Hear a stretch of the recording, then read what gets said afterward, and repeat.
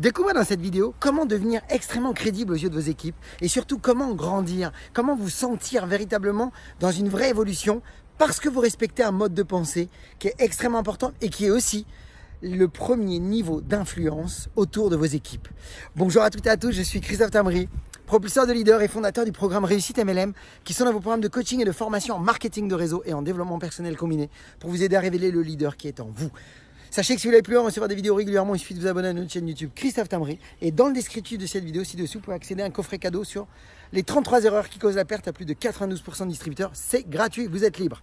Donc, beaucoup de distributeurs développent leur compagnie de marketing de réseau avec beaucoup de difficultés parce qu'ils n'ont pas le bon mode de pensée. Non pas qu'ils ne font pas les actions, mais ils n'ont déjà pas à la base le bon mode de pensée.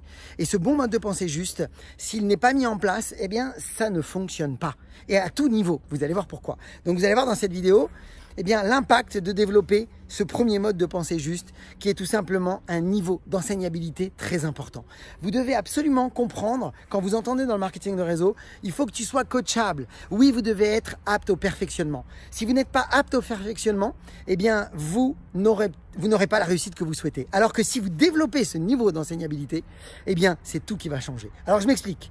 Tout d'abord, tout le monde démarre dans le marketing de réseau avec un niveau de conscience qui est donc le premier niveau qui est « je suis avec un niveau de méconnaissance inconsciente ». Je ne sais pas que je ne sais pas. Je ne sais pas en fait qu'il y a des choses à connaître et des choses que je ne maîtrise pas.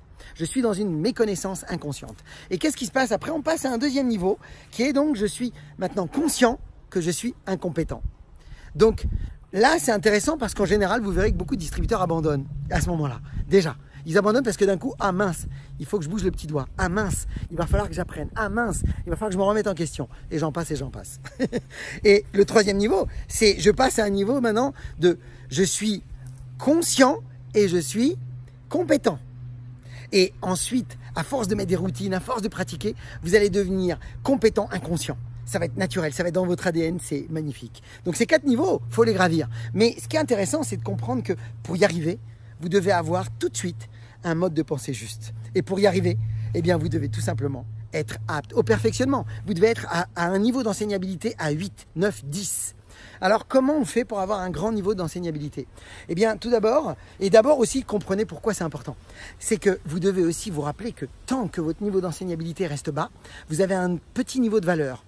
Et donc, si vous n'apportez pas plus de valeur, eh bien, vous n'attirerez pas les gens. Plus votre niveau de valeur intérieure pour vous et les autres grandit, c'est-à-dire plus vous avez de connaissances et de compétences, eh bien, plus les gens sont attirés à vous. Parce que qu'est-ce qu'ils viennent chercher en vous? Ce que vous avez à leur donner.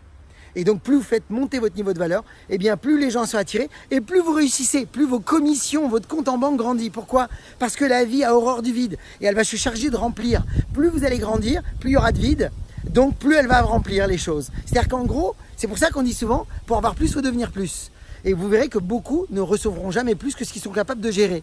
Mais en fait, tu deviens capable de gérer plus de choses quand tu apprends plus sur toi, quand tu as plus de connaissances, quand tu as plus de compétences. Tu deviens plus grand, tu es capable de gérer plus de choses, donc tu reçois plus. Et autre chose qui est important, c'est que ça développe votre niveau de crédibilité aux yeux de vos équipes. Plus vous êtes dans l'apprentissage, plus vous êtes crédible aux yeux des autres. Donc vous comprenez maintenant pourquoi il faut absolument être un éternel étudiant.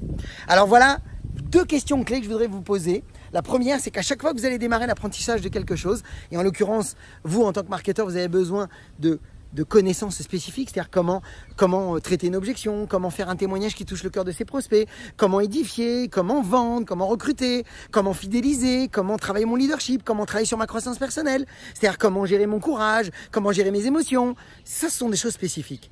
La question que vous devez vous poser à chaque fois que vous devez apprendre quelque chose de nouveau, posez-vous toujours la question de vous dire à quel niveau entre 1 et 10 j'ai envie d'apprendre. Voilà une bonne question à vous poser. À combien entre 1 et 10 vous êtes en termes d'envie d'apprendre? Et la deuxième question à vous poser, c'est à quel niveau je suis prêt à changer? À quel niveau je suis prêt à un changement? Voilà 2 questions intéressantes. Ça va vous donner un repère. C'est une auto-évaluation. Si vous êtes en dessous de 8, posez-vous toujours 2 autres questions complémentaires. Posez-vous la question de dire, mais franchement, quelles vont être les conséquences si je n'apprends pas cette compétence?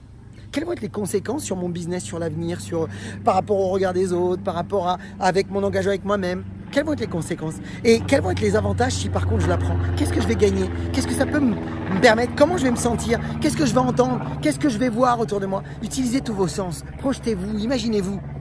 Ça va vous aider des fois à prendre votre décision. Ça va être votre pourquoi. C'est-à-dire quelles sont les douleurs et quels sont les avantages, les plaisirs. Donc voilà mes amis, partagez cette vidéo dans nos équipes. Vous le savez, vous l'avez compris, devenez véritablement apprenant, être apte au perfectionnement, soyez constamment en mouvement et vous allez commencer à grandir. Plus de valeur pour vous, pour les autres et vous allez effectivement être plus crédible. Partagez cette vidéo dans les équipes parce que vous savez que vous allez les aider. Le moment n'a jamais été si favorable que maintenant pour réussir.